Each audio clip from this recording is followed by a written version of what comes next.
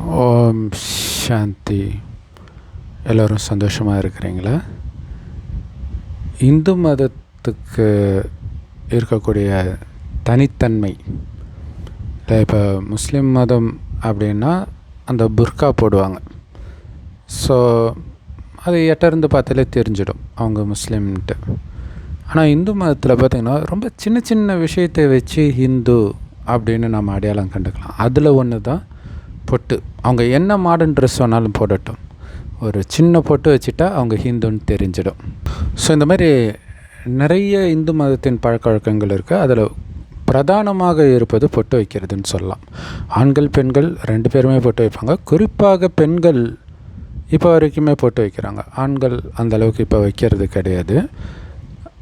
So அந்த பொட்டு வைக்கிறது இந்து மதத்தில் எந்தளவுக்கு ஆழமாக பதிவாகி இருக்குது அப்படின்னா, ஒரு முஸ்லீம் நாட்டில்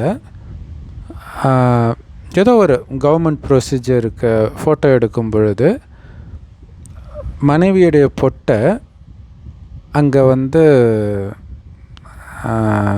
கம்ப்யூட்டர் மூலமாக எரேஸ் பண்ணுறாங்க. நிஜத்தில் அவங்கள பொட்டெல்லாம் எடுக்க சொல்லலை.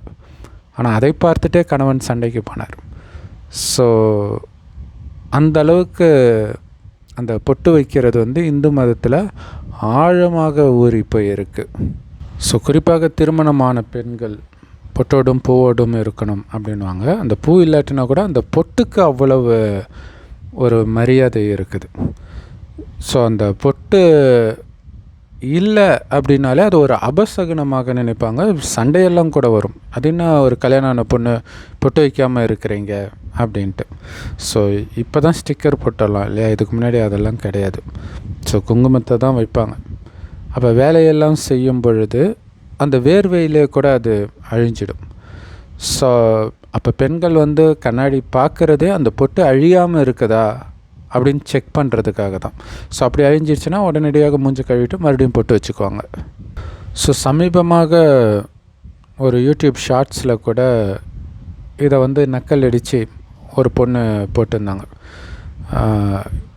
என்னுடைய பொட்டு எடுத்துட்டா என்னுடைய மாமியார் மனசில் எப்படி இருக்குதுன்னா அப்படியே கணவன் அப்படியே ஷாக் அடித்து சாகிற மாதிரி காட்டுவாங்க.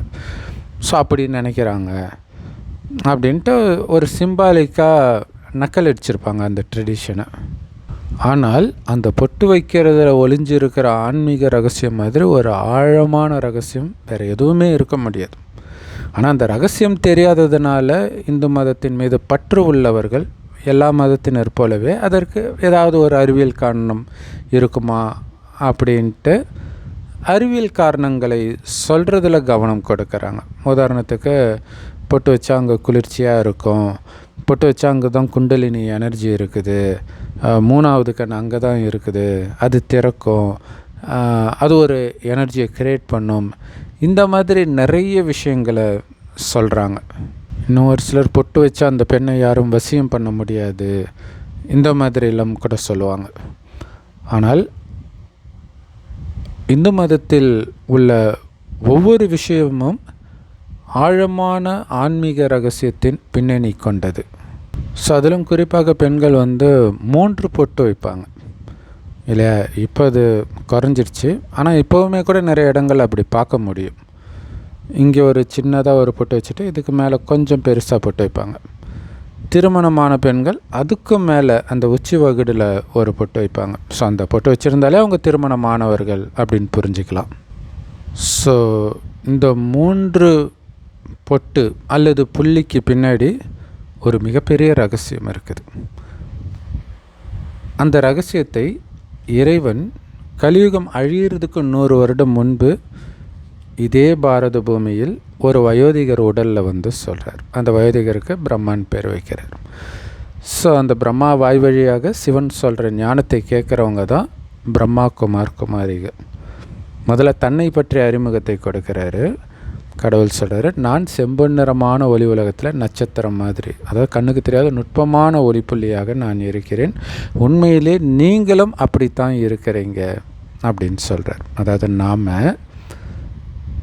கடவுளை மாதிரியே ஒரு சின்ன நட்சத்திரம் மாதிரி தான் இருக்கிறோம். எங்கே இருக்கிறோன்னா புருவ மத்தியில் இருக்கிறோம். ஸோ ஒரு பொட்டுக்கான காரணம் அது. நாம் முதலாக இந்த பூமிக்கு வரும்போது இந்த பூமி சொர்க்கமாக இருக்கும் முதல் 2500 வருடம். அடுத்த 2500 வருடம் கொஞ்சம் கொஞ்சமாக இந்த பூமி நரகமாகி இப்போ இருக்கிற கலியுகத்தின் இறுதியை அடையிறோம். அந்த நேரத்தில் தான் இறைவன் வரார். ஒவ்வொரு 5,000 வருடத்தின் இறுதியிலும் கடைசி 100 வருடம் இறைவன் இந்த ஞானத்தை கொடுக்கிறார். இந்த ஞானம் எதுக்குன்னா, மீண்டும் இந்த பூமி சொர்க்கமாகும். அந்த சொர்க்கத்திற்கு போவதற்கு உங்களை நீங்கள் தகுதிப்படுத்திக்கணும். சொர்க்கத்தில் அளவற்ற செல்வம் இருந்தது, ஆரோக்கியம் இருந்தது, அழகு இருந்தது, தெய்வீக குணங்கள் இருந்தது. விலங்குகள் கூட சிங்கமும் பசுவும் ஒன்றா தண்ணி குடிக்கிற அளவுக்கு ஒன்றோட ஒன்று ஒற்றுமையாக இருந்துச்சு. ஆனால் இன்றைக்கி உலகம் எப்படி இருக்குதுன்னு உங்களுக்கே தெரியும். ஆனால் வரப்போகிறது அந்த சொர்க்கம். அந்த சொர்க்கத்திற்கு ஏற்றார் போல் உங்களுடைய குணத்தை மீண்டும் நீங்கள் தெய்வீகமாக மாற்றிக்கணும். அதுக்கு அந்த தெய்வீக குணம் தான் ஆரம்பத்தில் நமக்கு இருந்துச்சு. மறுஜன்மம் எடுத்துட்டு அதை இழந்துட்டோம்.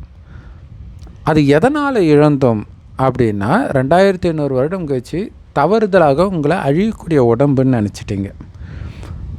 அப்போ உடல் மூலமாக சுகத்தை அனுபவிக்கணுன்ட்டு புலன் இன்பத்துக்கு அடிமையாகினீங்க. அப்புறம் காமம், கோபம், பற்று, பேராசை, அகங்காரம் போன்ற அசுர குணங்கள் மேலோங்க ஆரம்பிச்சது. அதன் வசப்பட்டு நிறைய பாவம் செஞ்சதுனால தான் சொர்க்கத்தில் இருந்த அந்த அழகு, ஆரோக்கியம், செல்வம் எல்லாத்தையும் படிப்படியாக இழந்து இன்றைய நிலைமையில் இருக்கிறோம். ஆனால் இப்போ மீண்டும் அனைத்தையும் பெறப்போகிறோம். சொர்க்கத்தில் எவ்வளோ பணக்காரராக இருப்போம்னா, தங்க செங்கற்களால் கட்டப்பட்ட மாட மாளிகையில் இருப்போம். மீண்டும் அது உங்களுக்கு கிடைக்கும். அதே மாதிரி குணம் உங்களுக்கு இப்போ வந்துடுச்சுன்னா அதுக்கு என்ன பண்ணணும்? உங்களை அழியக்கூடிய உடம்புன்னு நினச்சதுனால தானே இவ்வளோ பாவம் செஞ்சீங்க. நீங்கள் அழியக்கூடிய உடம்பு கிடையாது, அதை இயக்கக்கூடிய ஆத்மா, அதாவது உயிர். அது பூர்வ மத்தியில் நட்சத்திரம் மாதிரி இருக்குது. அதுதான் கண் வழியாக பார்க்குது, வாய் வழியாக பேசுது. அனைத்து காரியத்தையும் இந்த உடல் மூலமாக செய்து, இந்த உடல் முடிந்த பிறகு இந்த உடலை விட்டு இன்னொரு உடலை, அதாவது தாயின் கர்ப்பத்தில் குழந்தையாக பிறந்து இன்னொரு உடலை எடுக்குது. அதுவும் ஆயுள் முடிந்த பிறகு இன்னொரு உடல். இப்படி மீண்டும் மீண்டும் உடல் மாறினாலும் உயிர் மாறாது. அந்த உயிர் தான் நீங்கள் அப்படின்னு முதல்ல உணருங்கன்ற. அடுத்தது, அந்த உயிரை தான் ஆத்மான்னு சொல்கிறோம். அந்த ஆத்மாவின் தந்தை தான் சிவ பரமாத்மா. அவரை தான் அல்லா பரமபிதான்னு சொல்கிறாங்க. கடவுள் ஒருவரே. அவர் செம்பன் நிறமான ஒளி உலகத்தில் நட்சத்திரம் இருக்கார். ஆத்மாக்களாக நாமளும் அங்கேருந்து தான் வந்தோம். உலகம் அழியும்போது மறுபடியும் அங்கே தான் போக போகிறோம். இப்போ என்ன ஆச்சு அப்படின்னா, உடல்னு நினச்சி பார்க்குற எல்லாத்தின் மீதும் பற்று வந்தது. ஸோ அந்த பற்றின் காரணமாக தான் கோபம், பேராசை, அகங்காரம் எல்லாமே வருது. அப்போ இந்த பற்றிலிருந்து விடுபடணும் அப்படின்னா முதல்ல நீங்கள் அழியக்கூடிய உடம்புன்றதை மறந்துடுங்க. ஏன்னா பற்றின் காரணமாக தான் நிறைய பாவம் செஞ்சீங்க. ஆத்மான்ற உணர்வில் வந்தீங்கன்னா அந்த பாவம் செய்ய மாட்டீங்க. அதனால் முதல்ல ஆத்மான்னு உணருங்க. ஆத்மாவின் தந்தையாகிய சிவ பரமாத்மாவாகிய என்னை நினைவு செஞ்சுக்கிட்டே இருங்கன்ற. ஏன்னா இப்போ அங்கே தான் போக போகிறோம். அந்த இடம் பரந்தாமம் அல்லது பரலோகம்னு சொல்லுவோம். செம்பன் நிறமான ஒளி உலகம். ஸோ செவ்வானத்தில் நட்சத்திரம் மாதிரி சிவத்தந்தையை சதா மனக்கண்ணால் பார்த்துக்கிட்டே இருக்கணும். கூடவே இறைவன் கொடுக்குற ஞானம் முரளின்னு சொல்கிறோம். எல்லா பிரம்மகுமாரிகள் ராஜயோக தியான நிலையத்திலும் முற்றிலும் இலவசமாக கிடைக்கிது. யூடியூப் வெப்சைட்ஸில் இருக்குது. அதோட லிங்க் இந்த வீடியோக்கு டிஸ்கிரிப்ஷனில் கொடுக்குறோம். அவசியம் பார்த்து பயன்பெறுங்கள். ஸோ அந்த முரளியை தினம் தினம் படிக்கணும். படித்ததை மனதுக்குள்ளே நாள் முழுவதும் அசை போட்டுக்கிட்டே இருக்கணும். ஸோ அந்த முரளியுடைய சாரம் ஆத்மானு சிவ பரமாத்மாவை நினைக்கணும். அப்புறம் இந்த காலச்சக்கரம். இப்போ கடவுள் இந்த 5000 வருட காலச்சக்கரத்தை ஒரு கல்பம்னு சொல்கிறார். இதை பற்றி ஒரு மிகப்பெரிய சிறப்பு அம்சம் என்ன அப்படின்னா, இந்த 5000 வருடத்தில் என்ன நடக்குதோ அதே தான் திரும்ப திரும்ப ஒவ்வொரு 5000 வருடத்திலும் நடக்கும். அதாவது ஒவ்வொரு கல்பத்திலும் அதே தான் நடக்கும். ஈஸியாக புரிஞ்சுக்கணுன்னா, 5000 வருடம் முன்னாடி இதே நாள், இதே நேரம், இதே வீடியோ நீங்கள் பார்த்துருந்தா தான் இப்போவும் பார்ப்பீங்க. ஒவ்வொரு 5000 வருடம் கழிச்சும் இந்த நேரம் இதே தான் நடக்கும். ஸோ அதனால தான் இது ஒரு நாடகம்ன்றார். சினிமா ஒரு தடவை பார்த்தீங்கன்னா எத்தனை தடவை பார்த்தாலும் அந்த சினிமாவில் அதே காட்சி தான் வரும். அந்த மாதிரி திரும்ப திரும்ப நடக்கிறனால இது ஒரு நாடகம் அப்படின்னு சொல்கிறார். அப்படின்னா என்ன அர்த்தம் அப்படின்னா, இந்த நேரம் இந்த வீடியோவை தான் போடணுன்றது என் ஆத்மாவில் பதிவாக இருக்கும். அதுதான் ஆச்சரியம். அது அந்த நேரம் அந்த நடிப்பை நான் நடிக்கிறேன். அதேமாதிரி இந்த நேரம் நீங்கள் என்னென்ன பண்ணணுமோ பண்ணி இந்த வீடியோவுக்கு பார்க்க ஆரம்பிச்சிருப்பீங்க. அது உங்கள் ஆத்மாவில் பதிவாக இருக்குது. அது மாதிரி இந்த உலகத்தில் உள்ள அத்தனை ஆத்மாக்களும் அந்த ஆத்மாவில் என்ன பதிவாக இருக்குதோ அது நடிக்குது. அவ்வளோதான். ஏற்கனவே ப்ரோக்ராம் செய்யப்பட்ட ஒரு ரோபோ மாதிரின்னு வச்சுக்கோங்களேன். அப்போ அந்த ரோபோவுக்கு என்ன ப்ரோக்ராம் இருக்கோ அதை தான் எக்ஸிக்யூட் பண்ணுது. அதன் மீது கோபப்படுறது எப்படி அறியாமையோ அதே மாதிரி தான் மனிதர்கள் உங்களுக்கு ஒரு வேளை துக்கம் கொடுக்குறாங்க அப்படின்னா அவங்களை பார்த்து கோபப்படுறதும். ஏன்னா அவங்களுடைய ஆத்மாவில் என்ன பதிவாக இருக்கோ அதை பண்ணுறாங்க அப்படின்னு புரிஞ்சுக்கோங்கன்றார். அப்படி புரிஞ்சுக்கிட்டால் யார் மேலேயும் நமக்கு விருப்பமும் வராது, வெறுப்பும் வராது. ஏன்னா விருப்பம் வர்றது கூட என்ன இருக்குது, அவங்களுடைய ஆத்மாவில் பதிவானதை அவங்க நடிக்கிறாங்க, அவ்வளோதான். இதைத்தான் கடவுள் என்ன சொல்கிறாருன்னா, நடந்து முடிந்த விஷயத்தை நினச்சி துக்கம் வருது இல்லையா, அது எல்லாம் நாடகம்னு புரிஞ்சுட்டு முற்றுப்புள்ளி வைங்க. ஏன் அவன் பண்ணான், அவனுக்கு இது இருக்குமா, இவன் சொல்லி பண்ணானா, இப்படிலாம் யோசிச்சிங்கன்னா பைத்தியம் ஆகிடும். அப்படி நினைக்காதீங்க. அவனுடைய பார்ட் அவ்வளோதான். இந்த நாடகத்தில் அவனுடைய பார்ட் அவ்வளோதான். அதைத்தான் அவன் நடிக்கிறான். அதனால் யார் மேலேயும் குற்றம் கிடையாது. உன்னை சொல்லி குற்றம் இல்லை, என்னை சொல்லி குற்றம் இல்லைன்னு ஒரு பாட்டு வருமே, அந்த மாதிரி. ஸோ அதுதான் நடந்து முடிந்த அந்த நாடகத்துக்கு முற்றுப்புள்ளி அப்படிங்கிற. ஸோ இப்போ பெண்கள் வைக்கிற அந்த 3 பொட்டுக்கு ஒன்று நாம் ஏற்கனவே சொன்னோம், நான் ஆத்மான்ற உணர்வில் இருக்கிறது. இப்போ எப்படி ஒரு மனைவி கணவனையே நினச்சிட்டு இருப்பாளோ, கணவனே அவளுக்கு உலகமாக இருக்குதோ, அந்த மாதிரி இந்த ஞானம் எடுத்த பிறகு நமக்கு சிவபெருமான் மட்டும்தான் உலகமே. அதனால்தான் பிள்ளையார் எனக்கு உலகமே சிவன் தான்ட்டு அவரை சுற்றி ஞானப்பழத்தை பெற்றதாக சொல்லப்பட்டிருக்குது. ஸோ அப்படி ஒரு சிவனை மட்டுமே நாம் நினைக்கிறதுனால சிவனுக்கு மனைவியாகிய அந்த பார்வதியும் நாம தான். சிவன் ஒருவர் தான், ஆனால் அனைத்து ஆத்மாக்களும் பார்வதி தேவிகள் தான். அப்போ சிவனுடைய மனைவி நான் இல்லை. இந்த ஞானம் பெற்ற பிறகு இறைவனை நான் திருமணம் செஞ்சுக்கிட்டேன். அங்கே பொட்டு அழிஞ்சிடுமோ, அது அபசகனமாயிடுமோன்ற அவங்களுக்கு அந்த கவலை இருக்குது. ஆனால் இங்கே உண்மையிலே என்ன நடக்குது அப்படின்னா, இங்கே ஆத்மா இருக்குன்னு இல்லையா, அந்த ஆத்மாவில் தான் மனம் புத்தி இருக்குது. உடம்பில், பிரெயினில், ஹார்ட்லலாம் கிடையாது.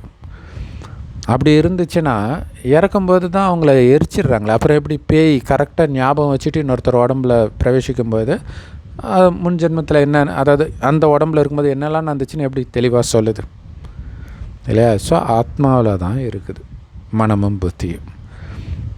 ஸோ அப்போ மனம் தானே ஞாபகம் வச்சுக்கணும். அதனால தான் இங்கே போட்டு வைக்கிறாங்க, ஞாபகம் வச்சுக்கோ. என்ன ஞாபகம் வச்சுக்கிறது, நீ அழியக்கூடிய உடம்பில் ஆத்மான்னு ஞாபகம் வச்சுக்கோ. உனக்கு இப்போ சகலமும் உலகமே அல்லது கணவனே ஒரு சிவத்தந்தை தான் ஞாபகம் வச்சுக்கோ. அதை தவிர உனக்கு எதுவுமே ஞாபகம் வரக்கூடாது. ஆனால் எது ஞாபகம் வரும், கடந்து முடிந்தவைகள் ஞாபகம் வரும். நல்ல விஷயமா இருக்கட்டும், கெட்ட விஷயமா இருக்கட்டும், அது நாடகம். முற்றுப்புள்ளி வச்சிடு. அது 3வது பொட்டு. ஆத்மா பரமாத்மா நடந்து முடிந்ததுக்கு ஒரு முற்றுப்புள்ளி. இதுதான் அந்த 3 பொட்டுடைய உண்மையான அர்த்தம். இந்த பொட்டு நாள் முழுவதும் இருக்குதான்னு செக் பண்ணிக்கிட்டே இருங்கன்றார். ஆத்மான்றதை மறக்காதீங்க, பரமாத்மான்றதை நினைக்காதீங்க. இது நாடகம், முற்றுப்புள்ளி. அதில் நடந்து எதையுமே நினைக்காதீங்க இல்லை. ஆத்மாவையும் பரமாத்மாவையும் மறக்கக்கூடாது, நடந்து முடிந்தவைகளை நினைக்கக்கூடாது, யாரையுமே நினைக்கக்கூடாது. யாரையுமே நினைக்கலனா தான் இறைவனுடைய நினைவு உங்களுக்கு நிரந்தரமாக இருக்கும். நான் உடல் என்பதையே முற்றிலும் மறந்து உங்களை ஒளியாக நினைவு செய்தால்தான் ஒளியாகிய இறைவன் உங்களுக்கு ஞாபகம் வருவர். அதாவது ஆத்மாவின் தந்தை ஞாபகம் வருவர். அதுக்கு தடையாக இருக்கிறது இந்த உலகத்தில் உள்ள அனைத்து விஷயங்களும், அனைத்து உறவுகளும். இதோடைய நினைவாகத்தான் பெண்கள் 3 பொட்டு வைக்கிறாங்க. ஸோ ஒரு பொட்டு நான் ஆத்மா, இன்னொரு பொட்டு நான் பரமாத்மாவுடைய மனைவி. ஸோ ஒரு நல்ல மனைவிக்கு கணவன் தான் உலகமே இல்லையா. அப்படி கடவுளே எனக்கு உலகமாக இருக்கிறார். வேறு ஏதாவது ஞாபகம் வந்துச்சுன்னா டக்குன்னு முற்றுப்புள்ளி. இந்த 3 பொட்டு அடிக்கடி செக் பண்ணுங்க, அழியாமல் இருக்குதான்னு செக் பண்ணிக்கிட்டே இருங்க அப்படின்னு கடவுள் சொல்கிறார். ஏன்னா அப்படி இருந்தால்தான் நீங்கள் கடவுளுக்கு உண்மையான மனைவியாக இருக்கிறீங்கன்னு அர்த்தம். மற்ற விஷயங்கள் ஞாபகம் வந்துடுச்சுனாலே நீங்கள் கடவுளுக்கு உண்மையான மனைவியாக இல்லைன்னு அர்த்தம். ஸோ இதுதான் பிரியமான சகோதர சகோதரிகளே இந்த பொட்டு வைக்கிறதுக்கான உண்மையான ஆன்மீக காரணம். ஓம் சாந்தி. தேங்க்ஸ் ஃபார் வாட்சிங்.